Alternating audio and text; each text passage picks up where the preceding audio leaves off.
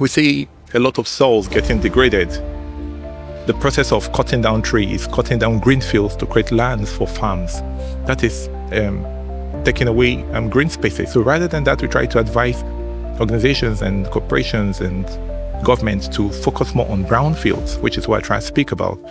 Brownfields in the sense that you take up abandoned buildings and practice soilless farming. Soilless farming with fibers from coconut fibers and chaff, like rice chaff, and then wrap it with mulching fins. And even when erosion comes, it's a consolidated soil. You do aeroponic farming. The tubers don't have to be inside the soil. The fruits, the pepper, the bell pepper, the tomatoes don't have to be planted inside it. So all of these are sustainable and resilient ways of farming. And how do you perceive the progression of the climatical catastrophes in your country and worldwide? The progression of climate catastrophe in the world today is terrible. Terrible.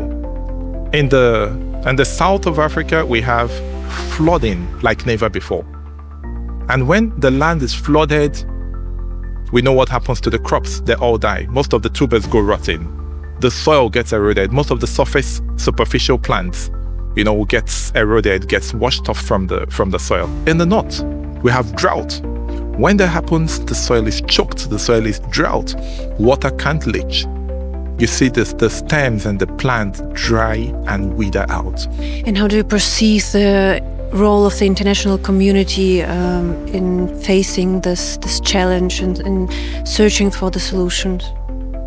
First of all, I must commend the international communities. A lot of people say these conversations happen here and there and little or nothing gets done. And I asked them, how about a situation where the conversation never happened? First of all, we must commend the international community for making it available, making this conversation possible, making this happen. Like my dad would always say, God rest his soul. He'll say, evil thrives when good people do nothing about it. Which means there are a lot of forces, power blocks that are ensuring that badness happens, that bad things happen. So those groups and organizations that ensure that good things happen, they mitigate the evil going on. I must commend them. But there's a lot more that needs to be done. The way the United Nations came together to put together a framework to address global hunger, it was done that way because hunger is a global problem. And that's what the whole SDG is about.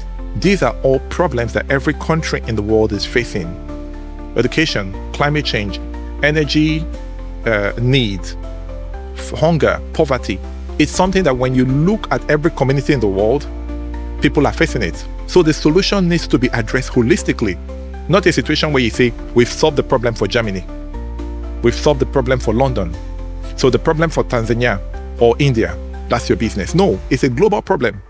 We need to ensure that everybody gets these sorted. Thank you. And what do motivate you to act?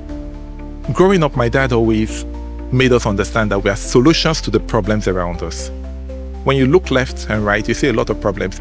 I think it all sprung forth from a certain day he came to get us from school.